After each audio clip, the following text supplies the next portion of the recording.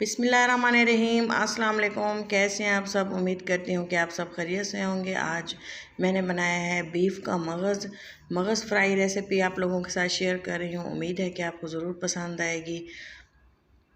Simple है, आसान है इसको बनाना और बहुत ही डिलीशियस ये बन के तैयार हुई थी। ये देखें जी, मैंने लिया है 1 अदद मगज़ बीफ का और मैंने लिया है एक पतीले में थोड़ा सा पानी, तकरीबन 2 गिलास के बराबर, और इसको अच्छे से गर्म होने दिए और इसमें मैंने ऐड कर दिए है मगज़।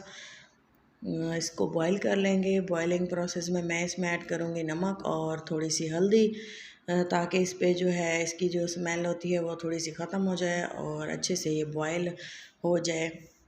ये देखें जी, तकरीबन आधा घंटा मैंने इसको बॉयल होने के लिए छोड़ दिया था और पानी भी ये देखें अच्छे से खुश्क हो चुका है।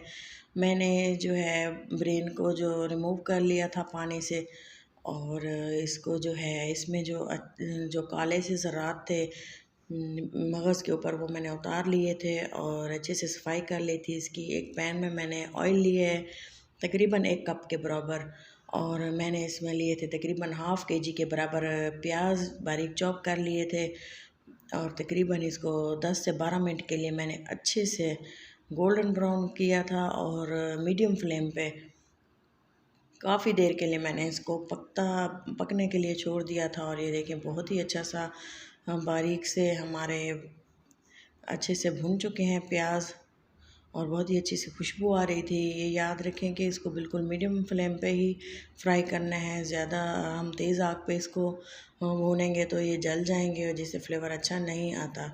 और इसके अलावा मैंने जो है 1 पाव के बराबर तकरीबन 3 बड़े साइज़ के लार्ज साइज़ के टमाटर मैंने इसमें छील के बारीक काट के ऐड कर दिए थे और अच्छे से इसको भी पकने दिया। और ये देखें अच्छे से घुल चुके हैं और इसको मज़ीद इसकी हम थोड़ी देर के लिए भुनाई कर लेंगे।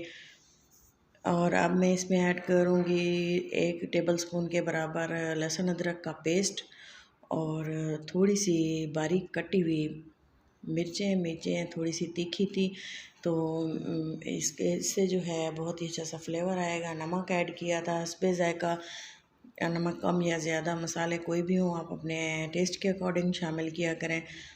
1 टेबलस्पून के बराबर मैंने इसमें लाल मिर्चें ऐड की थी और थोड़ी सी हल्दी 1 टेबलस्पून के बराबर मैंने इसमें ऐड किया था सूखा धनिया पिसा हुआ, और ये है काली मिर्च थोड़ी सी, गरम मसाला पिसा हुआ, और इसके अलावा थोड़ा सा ज़ीरा और काली मिर्चें साबुत।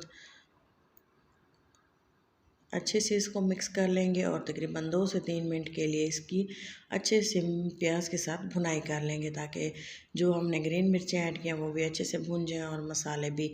इससे मसाले भुनेंगे नहीं, जलेंगे नहीं, क्योंकि मॉइस्चर इसमें प्याज में होता है, तो इससे मसाले जलते नहीं हैं। पानी ऐड करने की ज़रूरत नहीं है।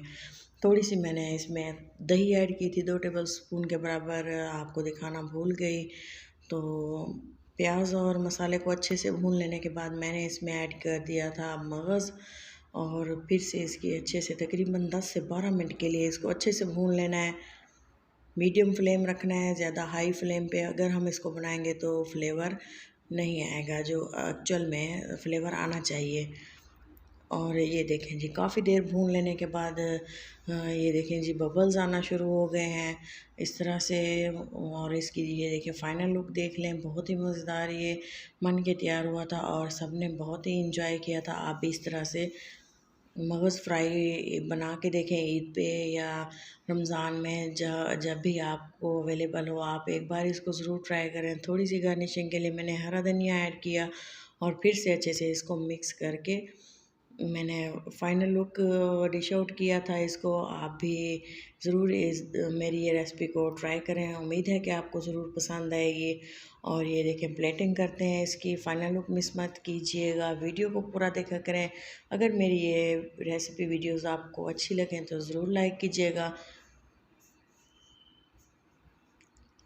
ये देखें ये तमाम जो है मैंने बर्तन में ऐड कर दिया था। माशाल्लाह से बहुत ही मज़ेदार और डिलीशियस इसकी लुक है। अपना और अपनों का बहुत सारा ख्याल रखिएगा, दुआ में याद रखिएगा। अल्लाह हाफिज़।